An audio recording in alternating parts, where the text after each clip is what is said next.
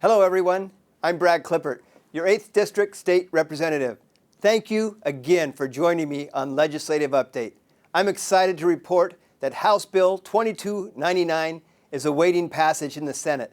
This is a measure I introduced that would allow multiple contiguous cities to form a single public facilities district to pay for a regional project or projects.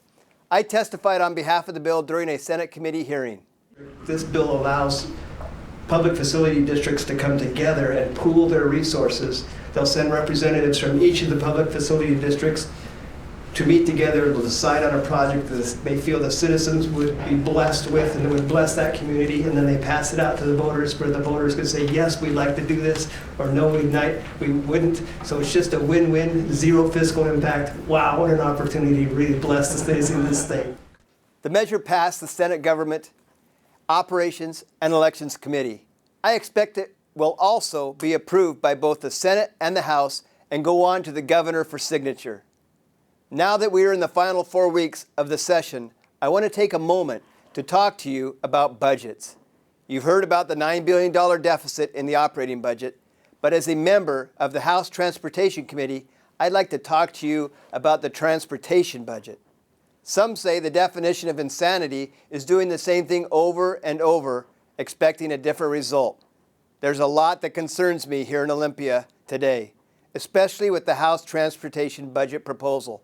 More than 30 highway projects across the state that were promised to the citizens of this state when the gas tax was increased by 9.5 cents are being delayed or dropped off completely.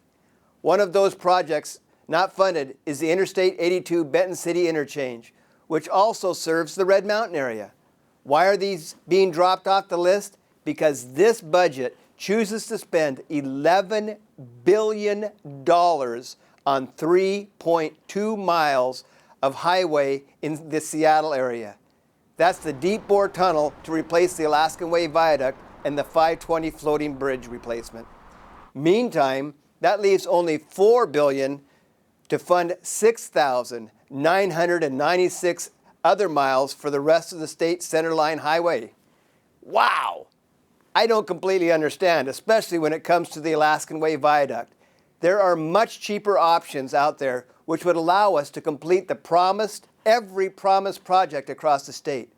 So I'm going through the budget line by line to change the way we do the transportation budget. There are efficiencies we can make if the legislature is only willing to do so. For instance, why do we need to spend over $1 million to market the state ferry system when we don't have enough ferries to serve those who ride them now? We could save the state $1.1 billion if we retrofit the Alaskan Way Viaduct rather than dig a deep-bore underground tunnel. The bill says changes on the viaduct are necessary to protect it from earthquakes and tsunamis. Experts have testified an elevated viaduct could be protected from earthquakes with a retrofit. But if we built an underground tunnel and there was a tsunami, guess where all that water would go? It would be just like the drain in your laundry room. The water would go right into that tunnel, leaving those inside at the time with no way of escape. That's just one reason why the elevated structure makes more sense to me. I believe we can balance the transportation budget, safely retrofit the viaduct, and not drop essential projects off the list.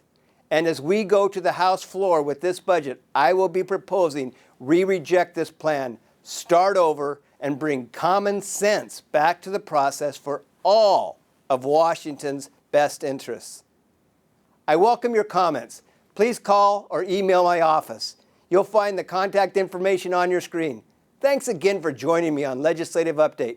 I am your state representative, Brad Klippert. God bless you all and have a great Washington day.